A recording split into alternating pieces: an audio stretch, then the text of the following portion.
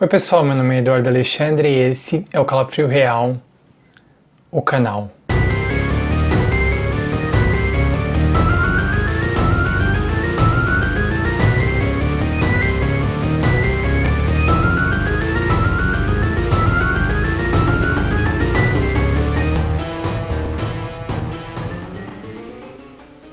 Hoje a gente vai falar um pouco sobre um dos objetos mais misteriosos e que rondam o imaginário das pessoas, o tabuleiro Ouija. O que começou como uma brincadeira foi adquirindo assim uma prática muito diferente, ligada com religião, e depois passou a ser também visto como material usado para feitiçaria e magia negra. Hoje a gente vai falar sobre o tabuleiro Ouija e todos os mistérios que rondam eles. Mas antes de começar, eu já faço aquele convite de sempre para que vocês se inscrevam aqui no Calafrio Real, né? Vão lá em cima, se inscreve, também deixa o like, deixa um comentário para mim, seja do comentário que for, para que o nosso canal cresça mais rápido e também chegue a outras pessoas. Então compartilhe o vídeo com os amigos, 2 a 3 amigos já ajuda muito para que a gente continue fazendo os vídeos aqui no Calafrio. E agora vamos lá para o vídeo, os mistérios do tabuleiro Ouija. Então, o tabuleiro Ouija ele foi criado no final do século XIX e no começo ele foi muito difundido por conta de uma religião. Na verdade, ela nem era uma religião na época, que era o espiritualismo, era mais um movimento religioso que começou no ano de 1828 e somente lá no final de 1800, lá para 1893, 100 anos antes de eu nascer, em 1893 se tornou uma religião de fato. O espiritualismo ele tem muita similaridade com o que no Brasil é conhecido como espiritismo. Eles tiveram assim a formação na mesma época. O espiritismo do Brasil é de 1857 e vem de práticas que acreditam em vida após a morte e que o nosso espírito volta para a Terra e que isso tudo é um ciclo que se mantém e sempre acontece de novo, que a gente vai para outros planos em busca de evolução, inclusive a gente também pode viver de novo aqui na Terra. E o espiritismo e o espiritualismo, eles acreditam nessa comunicação com os mortos, que para a Igreja Católica era algo impossível de acontecer, mas para o espiritualismo sim tem como se comunicar com os mortos. Eu sei que muita gente acredita nisso. Vocês acreditam nisso? Comentem aqui. Então nessa época do espiritualismo e do espiritismo, sessões espíritas e papo com os mortos eram coisas muito assim normais. Não que fossem tão normais, mas aconteciam em muitos casos porque os mistérios da humanidade eram muito maiores ainda do que os que a gente enfrenta hoje. Imagina, gente, não tinha internet, as pessoas não sabiam praticamente de nada do que acontecia, até a chuva capaz que era um mistério. Então, brincadeira.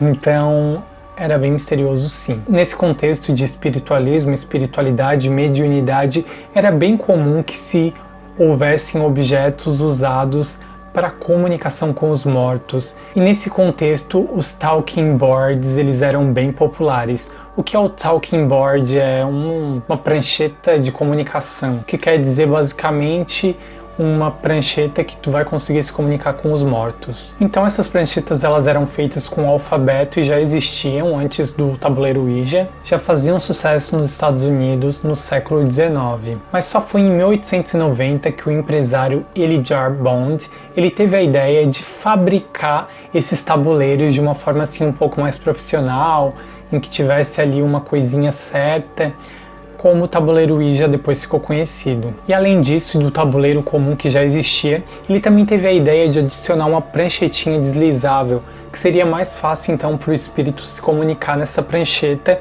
e ter ali as letras selecionadas conforme o que o espírito mandasse. William Ford, que era um dos auxiliares ali do Elijah, ele era funcionário na verdade do Elijah, ele começou a fabricar as pranchetas dele por conta própria e a vender, e muitos dizem que foi ele que conseguiu popularizar o tabuleiro Ouija como ele é conhecido até hoje. Sobre o nome tabuleiro Ouija, de onde vem esse nome? Gente, tem muitas teorias para dizerem de onde vem esse nome. Uma das teorias é que seja a palavra sim em francês e em alemão unidas. O I seria em francês e já em alemão, e a fusão delas forma o Ouija. Isso é real? Não sei, gente. Uma outra teoria muito conhecida foi apresentada pelo historiador Robert Murch, e ela diz que esse nome foi atribuído por um espírito que se apresentou ao Elijah, o famoso empresário que começou a comercializar essas pranchetas, numa sessão que ele teve com a cunhada dele, chamada Ellen Peters. E também tem outra constatação que pode ser o nome de um colar que a Ellen, essa cunhada dele, utilizava, que tinha o nome escrito Uida, que era uma mulher. Na verdade eu encontrei que essa Uida ela era um poeta, uma escritora, mas também dizem que ela era uma mulher ativista, então essa Ouija foi também uma das possíveis inspirações para o nome Ouija do tabuleiro. Mas foi durante a Primeira Guerra Mundial, que foi ali de 1914 a 1918, que essa tábua ganhou destaque por conta ali do contexto histórico social que estava se vivendo, guerra, mortes, tristeza, depressão.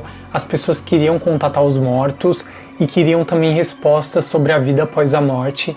Então nessa época da Primeira Guerra o tabuleiro Ouija começou a se popularizar muito, até entre católicos que até então tinham uma aversão a esse tipo de prática, mas muitos começaram a querer saber um pouco mais em busca de respostas para a vida e para muitas outras coisas. Preocupado com tudo isso, o Papa Pio V ele contatou um investigador psíquico, J. Godfrey Halpert. Para alertar os fiéis, ele queria ali criar uma fama para o tabuleiro Ouija de que aquilo era algo ruim. Então nessa época ele publicou um livro chamado A Nova Magia Negra e a Verdade sobre o Tabuleiro Ouija, em que ele relacionava o tabuleiro Ouija com magia negra. Então acontece isso muito, né, de a igreja querer inventar alguns estereótipos que na verdade podem não ser verdades. Esse Papa, será que ele tinha um estudo tão aprofundado para constatar isso?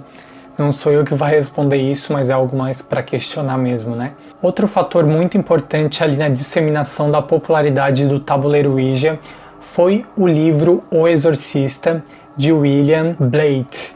O autor William, ele escreveu no ano de 1971 e esse livro ele foi inspirado numa história real de um garoto.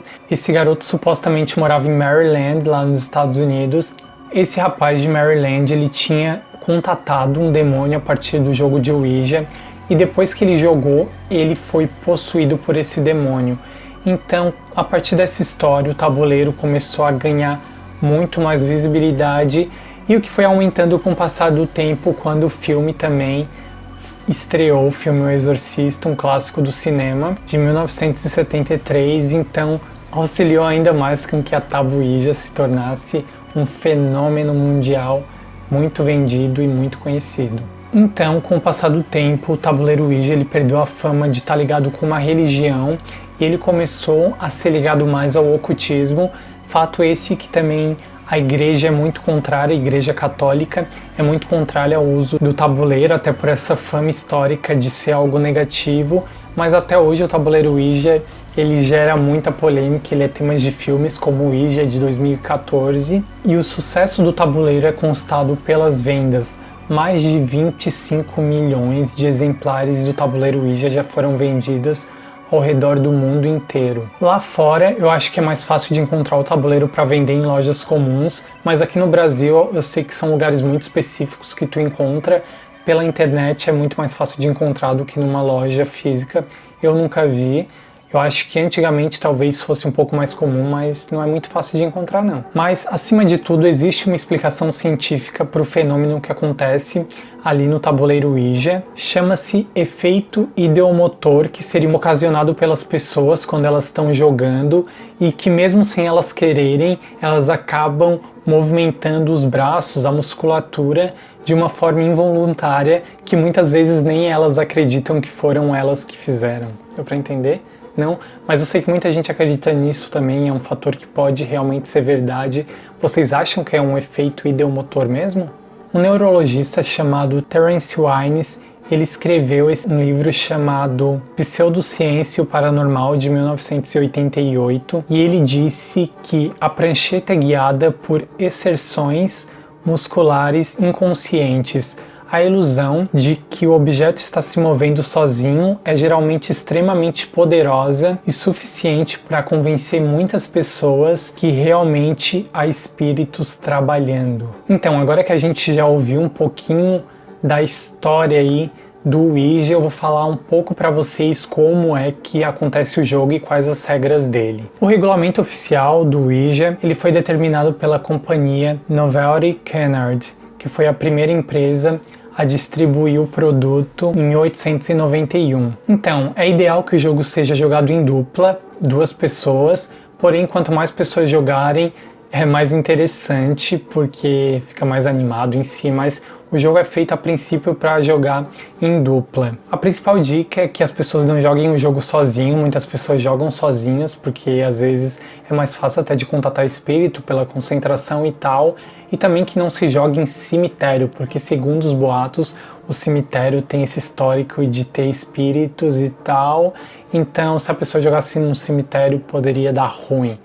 Mas se a pessoa tem o jogo já é para contatar espírito, então por que seria ruim? Não sei, gente. É também instaurado que se cria um clima antes de jogar o jogo, cria um ambiente favorável, pode colocar velas, apagar as luzes, deixar assim bem macabro, tipo como tá aqui agora com essa coisa verde atrás. Não é? Pode também colocar incensos, vai deixar o clima bem agradável ou não. Também precisa-se eleger uma pessoa para ser um porta-voz do grupo. Essa pessoa vai ficar responsável ali por fazer as perguntas e para organizar o jogo também, para ficar algo mais organizado. Recomenda-se que se coloque a tábua Ouija em cima dos joelhos dos dois. Acho que isso não é uma coisa muito boa, porque as pessoas vão se mexer e o negócio vai voar. Ou também pode ser colocado no chão e que as pessoas fiquem dispostas assim, de preferência.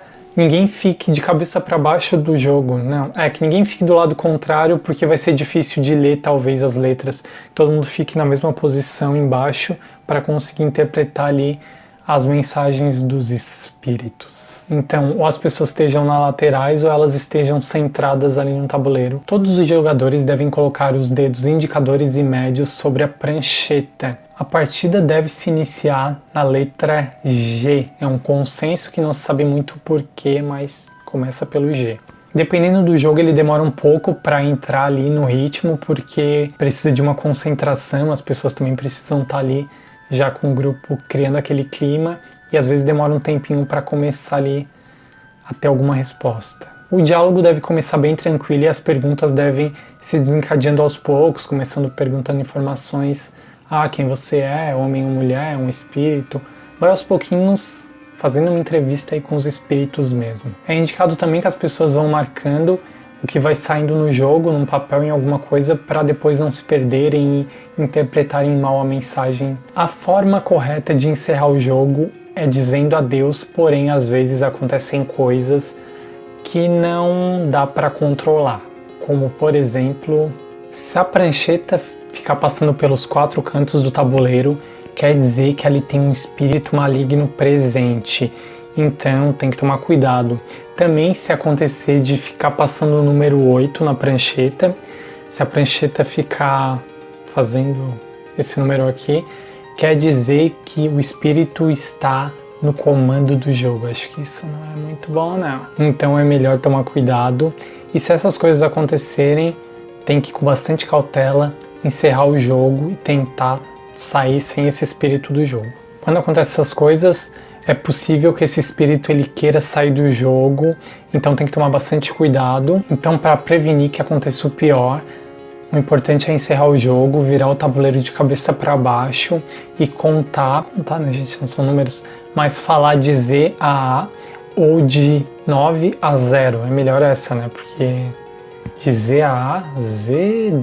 não sei, já não sei pelo Z como começar isso, mas tem que ser ao contrário, segundo essas normas do jogo. Vocês estão prontos? Ai, ai, ai. Então agora vamos conversar um pouquinho sobre coisas estranhas que podem acontecer durante uma partida de Ouija, algumas experiências vividas por algumas pessoas. Um caso bem curioso que está ligado ao tabuleiro Ouija foram 2 rapazes que jogaram o jogo no ano de 2007. Eles eram Joshua Tucker e Donald Shaushin. Eles fizeram uma pergunta ao espírito se eles deveriam virar serial killers. Que pergunta bem aleatória, né, gente? Acho que eles não batem bem na cabeça, na verdade.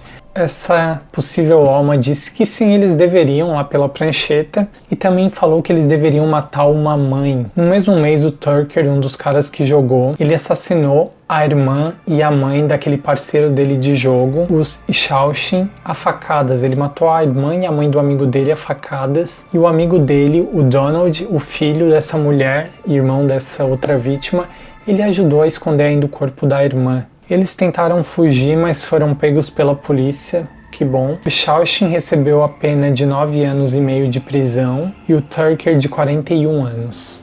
Muitos acreditam que é aquela partida que influenciou, eles foram influenciados por espíritos. Tem muita história envolvendo o tabuleiro Ouija, gente, eu que procuro muito essas coisas. Já tinha ouvido muitas histórias relacionadas com possessão, com pessoas que passaram a ser atormentadas depois de jogar.